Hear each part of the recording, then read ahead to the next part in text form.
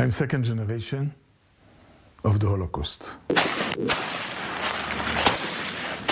7 October for me was a day of Shoah because in the Holocaust time there was a nation who wanted to kill all the Jewish in the world.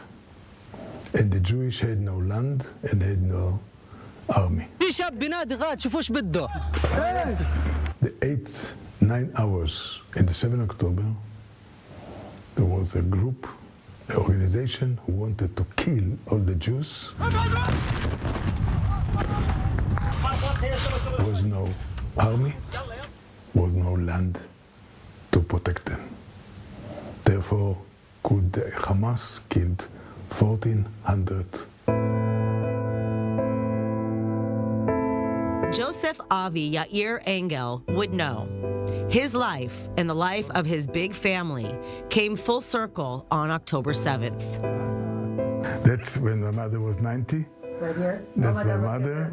That's with all the children and grandchildren.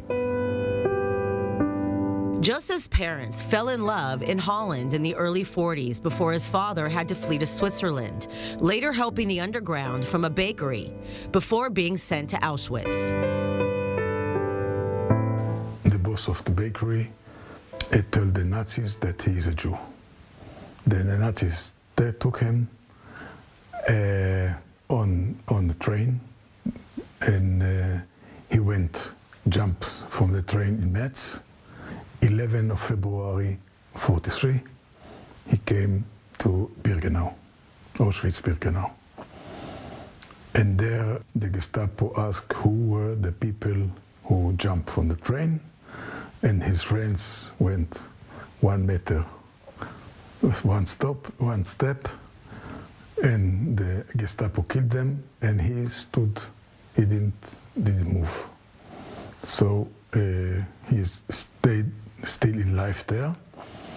He got a number 101057, and the person, the capo who make his number, the number was a friend from school from Czechoslovakia. And he told him, quiet, what is going to happen here. And he was sending to work in to take all the bodies from the burnt bodies outside. His parents reconnected after the war, and Jossef himself is somewhat of a miracle baby and a fixture of Israeli history. 17 April, they got 46, they got the papers, and on the boat Champignon, they came to Israel at the 24 April 46, and about 2 months after came the first baby, that's myself. I was made in Holland, I grew up in France, and I was born in Palestine. Wow. Palestine, Eretz Israel. These trees are from what year? 1937. More than a half a century ago, Jossef and his family became the pioneers of kibbutz Ramat Rachel outside of Jerusalem. And it is here that he built his entire family and a legacy, which includes 14 grandchildren. My wife and myself, my grandchildren, in 23rd December 22, Ofir is here. On October 7th, Ofir was visiting his girlfriend Yuval at kibbutz Be'eri when Hamas terrorists murdered members of Yuval's family before taking Ofir and Yuval's father Yossi Sharabi hostage to Gaza. We were all in our pajamas and barefoot when the terrorists came. They forced us to sit here. The terrorists stomped on our Israeli flag and said, "Kill all the Jews. Eliminate Israel." 3 terrorists entered the house, 2 with guns, 1 with RPG. First thing, they shoot the dog. Then they took me into a black cab. The last thing I remember is being carried away, and Yuval, my girlfriend, say I love you. And this is what he went through while at the hands of Hamas. I was abused very much mentally. They said no one wanted us, and that our families in Israel did not want us, and that we won't go back even in a year's time, and all sorts of things that break you mentally. Ofir was miraculously released from captivity after 54 days. When I came back to Israel, I asked one of the soldiers what happened to Yuval and her family. They said she's fine, and I started crying in the minibus.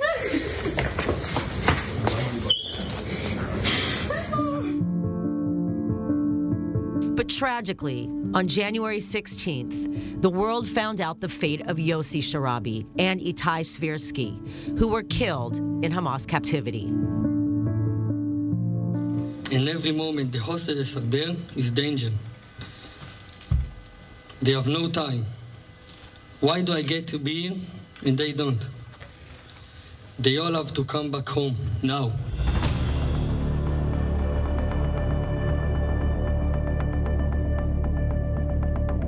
And that's a bomb in one of the houses. And that's bombs in Jerusalem from the kibbutz. Jossef has seen war many times before, serving in the army for both the Six-Day War in 1967. And that's the dining room, the bomb in the dining room. And the Yom Kippur War in 1973. During the war, every night, Egyptian commando, went with helicopters into Sinai.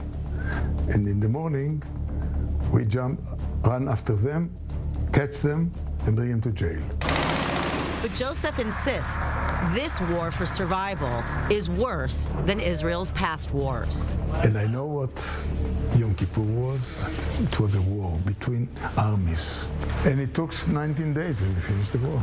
Yom Kippur was a very, very hard war, but you cannot compare it with 7 October. 7 October was something much different and much bigger than all what we can imagine, what we can think about, what we had before.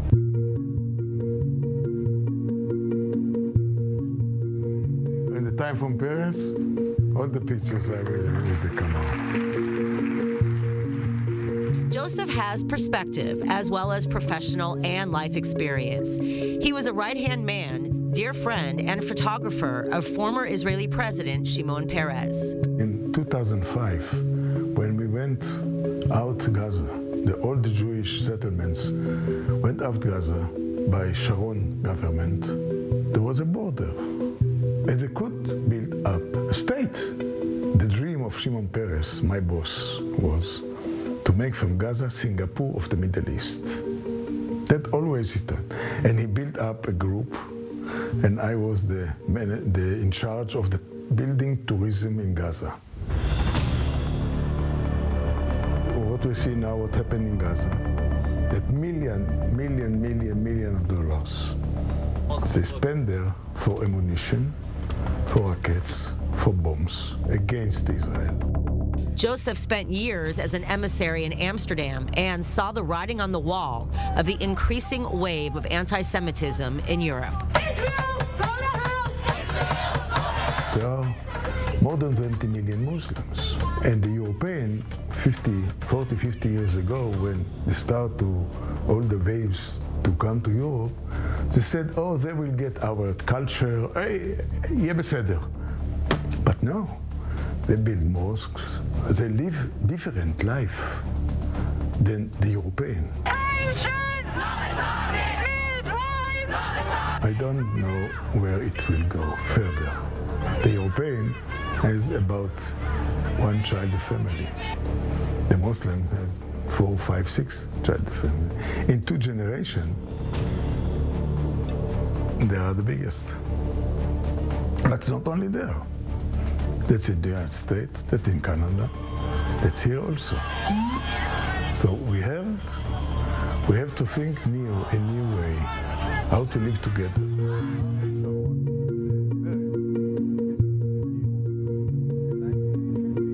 That's all around the kibbutz were bunkers, all around the kibbutz from 1947. And here was actually, we protect the place till 1967, to the Six-Day War.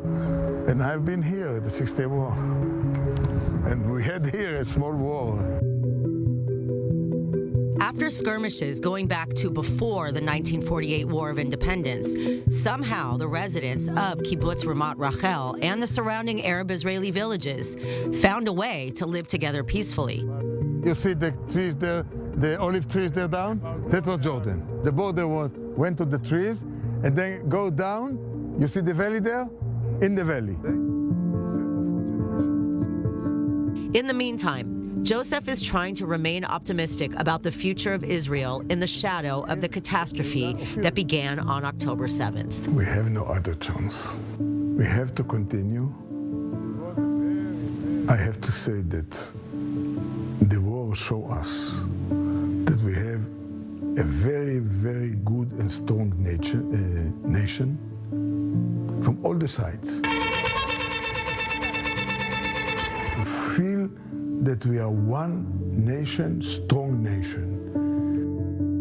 A nation united by one common goal, to bring the hostages home. אני רוצה להעביר מסר לכל מנהיגי העולם I want to send a message to all world leaders that conditions in captivity are horrible and each day feels like eternity, in conditions that no one can live in. We must do everything possible as soon as possible to bring the hostages back.